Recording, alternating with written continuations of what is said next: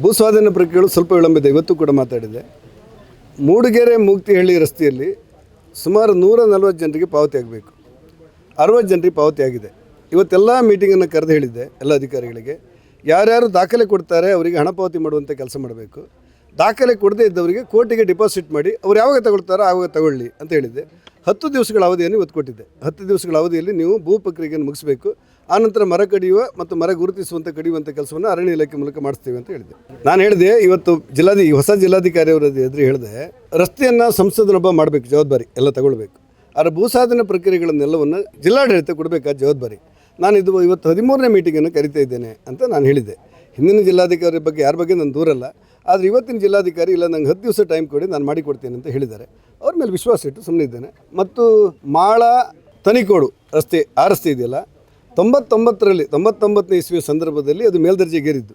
ಇಲ್ಲಿಯವರೆಗೆ ಅವರಿಗೆ ಬೇಕಾದ ಭೂಮಿಯನ್ನು ಕೊಟ್ಟಿರಲಿಲ್ಲ. ಅರಣ್ಯ ಇಲಾಖೆಗೆ ಒಂದು 50ರಿಂದ 100 ಎಕರೆ ಭೂಮಿ ಕೊಡಬೇಕಾಗಿತ್ತು, ಭೂಮಿ ಕೊಟ್ಟಿರಲಿಲ್ಲ.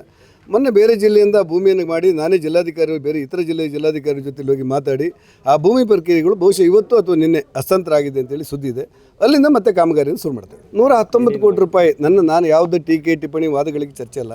ಸಾಮಾನ್ಯವಾಗಿ CRF ಫಂಡ್ ಬರುವಂಥದ್ದು ರಾಜ್ಯ ಸರ್ಕಾರದಿಂದ ಅನುಮೋದನೆಯಾಗಿ ಕೇಂದ್ರ ಸರ್ಕಾರ ಹೋಗಿರುತ್ತೆ. ಹೋದದೆಲ್ಲೋ ಬರಬೇಕಂತೇಳಿ ಏನಿಲ್ಲ. ಆದರೆ ಭೂ ಸಾರಿಗೆ ಮಂತ್ರಿ ಗಡ್ಕರಿಯವರು ಅವರ PA ಬೇರೆದವರು ನನ್ನನ್ನು ಕರೆದು ನಿಮ್ಮ ಕ್ಷೇತ್ರಕ್ಕೆ ಬೇಕಾದನ್ನು ಇದನ್ನು ಗುರ್ತಾಕಿ ಕೊಡಿ ಅಂತ ಹೇಳಿದ್ದಾರೆ.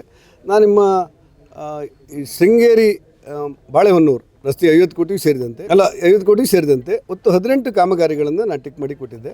ಅದನ್ನೆಲ್ಲವನ್ನು ಕೊಟ್ಟಿದ್ದೇವೆ ಅಂತೇಳಿ ನನಗೆ ಫೋನ್ ಮಾಡಿ ಬೇರೆದವರು ಫೋನ್ ಮಾಡಿ ಹೇಳಿದ್ದಾರೆ. ಅದರ ಆಧಾರದಲ್ಲಿ ಸನ್ಮಾನ್ಯ ಗಡ್ಕರಿಯವರು ಒಂದು ಪತ್ರವನ್ನು ಕೂಡ ನನಗೆ ಬರೆದಿದ್ದಾರೆ. ಪತ್ರ ಬರೆದು ನೀವು ಹೇಳಿರುವಂಥ ಎಲ್ಲ ಉಲ್ಲೇಖಗಳನ್ನು ಗಮನಿಸ್ತಾ ಇದ್ದೇನೆ, ಇದನ್ನು ಮಂಜೂರು ಮಾಡಲಿಕ್ಕೆ ಆದೇಶ ಕೊಟ್ಟಿದ್ದೇನೆ ಅಂತೇಳಿ ಪತ್ರ ಕೊಟ್ಟಿದ್ದಾರೆ. ಅದನ್ನು ಕೂಡ ಬೇಕಾದರೂ ಕೊಡ್ಬೋದು, ಕೊಟ್ಟಿದ್ದಾರೆ. ಅದ್ರ ಮಧ್ಯೆಯಲ್ಲೂ ಕೂಡ ಶಾಸಕರು ನಾನು ಪತ್ರ ಕೊಟ್ಟಿದ್ದೇನೆ, ನಾನು ಅಲ್ಲ ಅಂತ ಹೇಳಿಲ್ಲ. ರಾಜ್ಯ ಸರ್ಕಾರ ನಾವು ಶಿಫಾರಸು ಮಾಡಿದ್ದೇವೆ, ನಾವು ಅಲ್ಲ ಅಂತ ಹೇಳಿಲ್ಲ. ಕೇಂದ್ರ ಸರ್ಕಾರದ ಅನುದಾನಗಳು ಹೆಚ್ಚಿನಂಶ ಇರುವುದರಿಂದ ಸಂಸದನೊಬ್ಬನ ಪಾರ್ಟಿಯ ರೂಲಿಂಗಲ್ಲಿ ಇರುವುದರಿಂದ ನನ್ನನ್ನು ಕರೆದು ಕೇಳಿದ್ದಾರೆ, ಮಂಜೂರು ಮಾಡಲಿಕ್ಕೆ ಪ್ರಯತ್ನ ಪಟ್ಟಿದ್ದೇನೆ ಅಂತ ಹೇಳಿದ್ದೇನೆ. ನನ್ನ ಮಾತು ಸತ್ಯ ಇದೆ. ವಾರಕ್ಕೆ 2 ಸತಿ ಕೊಡ್ತಾ ಇದ್ದಾರೆ. 20ನೇ ತಾರೀಕು ಬಿಡುಗಡೆ ಮಾಡ್ತೇವೆ.